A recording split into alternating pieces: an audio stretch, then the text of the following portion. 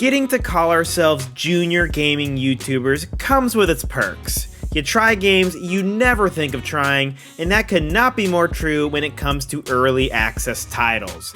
Before this channel, I never would have considered trying a game out before its full release. However, we've had some success stories that have given us confidence in the concept, so when Superfuse rolled around, a superhero Diablo-like, we were there for day one of early access. And, admittedly, this might be our first miss. But that's the thing about early access, you're taking a risk and getting to see the game in its earliest state. Now the good news is, this is the earliest state and there is some stuff to build on, so as the co-op bros, we're here to talk about all the good, the bad, and the ugly, especially where co-op is concerned. Let's see if Superfuse has the legs to eventually go the distance, cause in its current state, yeah, this just ain't it. That ain't you. Wait, that's actually really cool. This adds like a dash in my kick, so now I just like dash in. That's cool. Can like chain it in and go different ways. Before we dive in here, let me give you some context on what exactly Superfuse is. Yeah, that feels like an important thing to cover. Superfuse is a hack and slash action RPG you can play in 4-player online co-op. And like Andrew alluded to, it's very much inspired by Diablo 2 in particular. There's currently 3 classes in the game that you can customize with gear, talent trees, and the fuse system, which we'll get into in a second. The bulk of the game has you doing mission chains in dungeon-like areas until ultimately you face a boss, and then return to town to claim rewards, grabbing new missions, and doing it all over again. With all that out of the way though, let's talk co-op. Right off the bat, Superfuse gets some major points for having shared progression. You can join a friend's game, do some quests, level up, and go back to your own server to continue where you left off. It's also super easy to link up with a friend, and if you're wondering how that works, well, you're in luck, cause we made a whole video about that. You're welcome. Back to progression though, there are some loot quests however that you have to get like 10 or so items from enemy drops. These quests are not shared, which is a little annoying, but not a deal breaker. Speaking of items, you can drop class-specific items for each other, which is nice to have since you don't share loot drops, at least for now. Where Superfuse really shines though is in all the ways you can customize your hero. Each class has 2 different talent trees that you can jump between, like say the Elementalist who has a fire and an ice talent tree. You'll also find gear that not only gives you stats, but plenty of passive abilities like say +2 health on a kill. The real highlight here is the fuse system though. Each of your skills can be further augmented by fuses that you find in the world. Some cool examples include homing, which made my base fireball skill homing on enemies. I then also added zigzag, which extended the range of my skill and made it bounce between enemies. And finally, I added a basic projectile size fuse, which as you can guess, supersized my fireballs.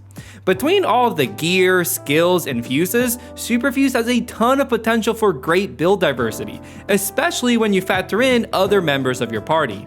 In our case, Andrew went for a 6 summoning build playing the Technomancer class. He would spawn in a decoy which gathered up all the enemies, giving me the perfect opportunity to use my AoE Fire Ring move. And anytime we got overwhelmed, he could summon 3 different types of mechs, allowing us time to catch our breath, heal, and switch to a more defensive strategy. Among the things we'd like to see improve is more synergy between classes. I was surprised that we didn't have any skills or fuses that were specifically made for co-op. That feels like a huge missed opportunity, at least in my opinion. Could easily see some fuses that add a buff effect to your allies or even some support abilities on the talent trees. There's also some work to be done with balancing. We felt like the Technomancer class was far too squishy, making it hard to use your melee weapon, and instead you're forced to play a lot more defensively. In terms of co-op, Superfuse has laid out a good foundation, and I can see these systems reaching their full potential come release. Unfortunately, we can't say the same for the rest of the game, which we're a lot more weary of. The source of the lag. Oh, yep, I'm dead. Dang. Oh shoot. Oh no. Spawn in town. Put a teleport down, bro. Oh no. Dang Back it. in town. Shoot. That sucked. So this is going to be tough to get through because, like Gabe was saying, there is a foundation here for great build diversity powered by the fuse system. But I'm just going to be honest, we did not have fun here. There's a lot of things going against what little Superfuse is getting right. Level design is bland, with one-dimensional exploration, repeated hallways and environments, and almost no reward for exploration. The amount of times we turned a corner to a completely dead end with nothing to show for our curiosity was downright depressing, especially in a loot game. I didn't mean for it to be a dead end. What the heck is this level design? Are you joking me? Oh my gosh, bro. Mission structure is equally bad, with basic fetch quests and errands being the entirety of our experience. Go to point A, kill some monsters, return, go to point B. The mission structure and level design almost come together to enhance each other's poor qualities. Like, look at this mission and area log in the top left corner. It's just a list with some sub-bullets of smaller destinations. To give context, this amounts to levels just being one long line of empty space that you slog through while battling the same enemies until you reach the next empty space. You slog through it, you get to the next empty space with no variety in between. And I'll quickly mention we did experience some bugs, like the game always thinking it was our first time entering the hub upon boot up, or worse yet, always resetting our mini-map so we didn't know where we were going. But it is early access, so we'll give it a break there. Nothing really game-breaking. Our hope was that the boss battles might save the experience, but once again, we were overwhelmingly disappointed. The bosses we faced had no pomp, they had no circumstance, just a beefed up enemy that we found, we killed it, we moved on. And I think that overall highlights our main issue. Nothing here feels rewarding outside of that fuse system. You're not rewarded with a cool cutscene when you see a boss for the first time, or interesting lore back at the base when you beat that boss, or game-changing loot that you're like, whoa, look what I just got, bro.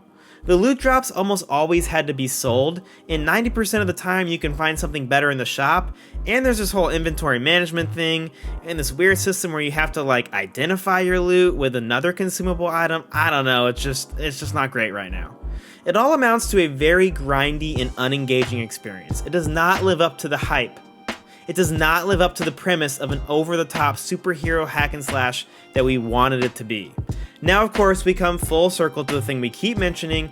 This is in early access. I'm sure some of this could get better, but if I'm being totally honest, I'm cynical, if only because the level design and mission structure is so basic and uninspiring, it's hard to see the other elements keeping the ship afloat while the developers would have to change two aspects that are way too fundamental to fix. Now that's just my fear, because I want Superfuse to be something in a year or two. I want people to be talking about how good the Fuse system is, and how crazy these classes can get once we get closer to launch. But for now, we can confidently say it's a wait and see. Maybe you really are digging the idea of a superhero Diablo-like, and you want to give it a shot. I can respect that, but for most of us, there are plenty of other games that are much more worth the time and money for you to be playing with your best friends. Thanks for watching. If you want to support us, please consider subscribing or following us on our socials for more co-op content. You can also check out our merch store and shop our retro-inspired collection, including some cool tees, a tote bag, and even a mug. We also recently launched our official Discord server, so come join us and chat about all things co-op and more. You can find the link for all of that down below. Thanks again, we'll catch you next time on another episode of The Co-op Bros.